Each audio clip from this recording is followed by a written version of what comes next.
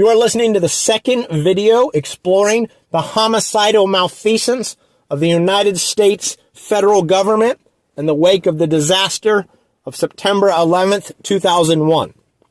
As highlighted in the preceding video, after the collapse of the Twin Towers, the Environmental Protection Agency rushed to assuage public anxieties by issuing authoritative sounding reassurances regarding the safety of the air within immediate proximity to ground zero.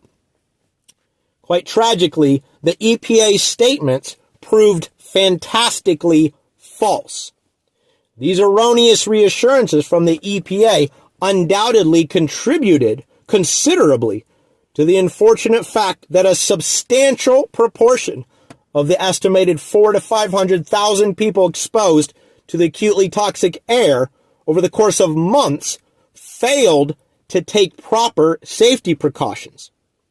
And a number of them were subsequently afflicted with a broad array of ailments, including asthma, pulmonary fibrosis, leukemia, thyroid cancer, and so forth. Naturally, this compels us to ask what specific safety measures might have prevented this infernal health catastrophe. The answer to that question both shocks and saddens. A P100 or N100 mask provides substantial protection against asbestos and many other noxious fine air particles whose pernicious presence lingered around ground zero for months after the collapse of the towers. These highly effective masks can be purchased at a Home Depot for about $35. Now, do this. Get online and search for images of the rescue and cleanup operations conducted at Ground Zero. You will note that many of those in the pictures are wearing flimsy cloth masks, which are woefully inadequate against asbestos and other lethal fine air particles that permeated their surroundings. These cloth masks were almost useless. More troubling still are the notable number of people populating these images who are unmasked, leaving themselves entirely exposed to the host of hazards that saturated the air. I previously mentioned that between an estimated 400,000 and 500,000 people were exposed to the hazardous dust within the vicinity of Ground Zero.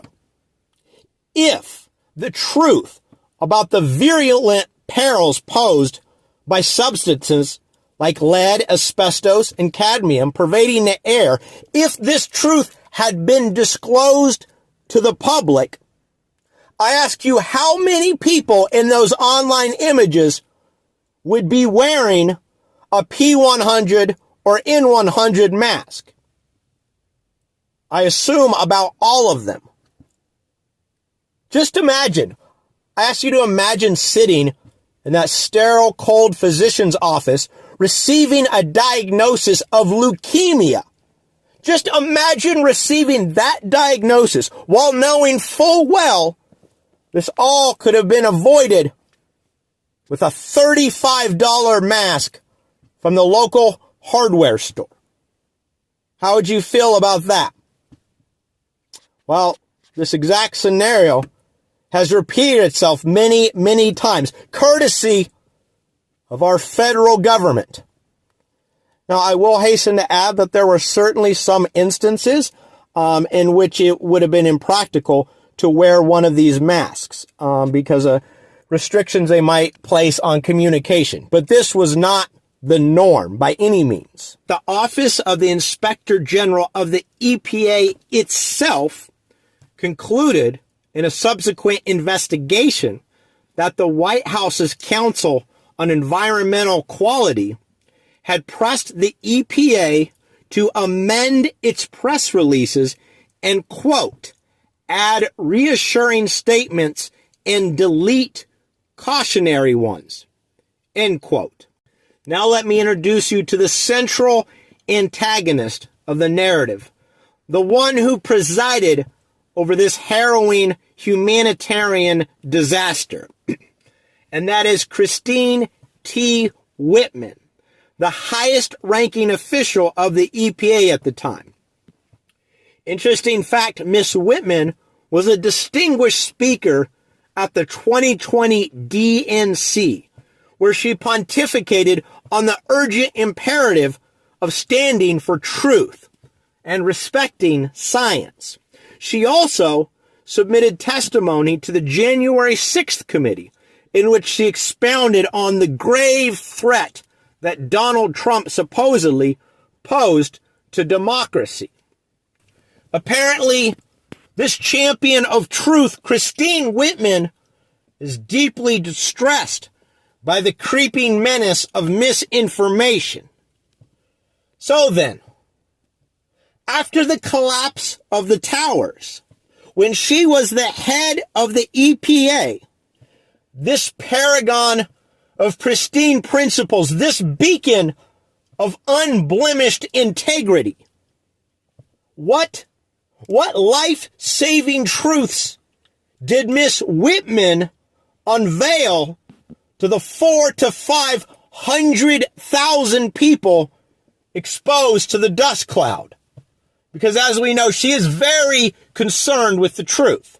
Well, unfortunately for Miss Whitman, the internet is forever. And I happen to have a few quotes on hand. In a press release issued on September 13th, 2001, Miss Whitman said, quote, EPA is greatly relieved to have learned that there appears to be no significant levels of asbestos dust in the air in New York City, end quote. As you'll recall from the last video, according to the Mesothelioma Center, the level of asbestos dust was 120,000 times higher than the legal limit in a building. And here's another quote from a press release on September 18th, 2001, courtesy from Miss Whitman. Quote, we are very encouraged that the results from our monitoring of air quality and drinking water conditions in both New York and near the Pentagon show that the public in these areas is not being exposed to excessive levels of asbestos or other harmful substances. End quote. Also, quote, I am glad to reassure the people of New York and Washington, D.C. that their air is safe to breathe and their water is safe to drink. End quote. How many lives could have been saved by $35 masks and an ounce of integrity from our leaders?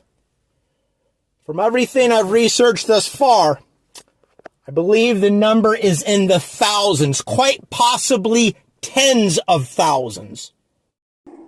Due to the size of this video, I had to split it in half, so a link to the remainder of it is provided in the description.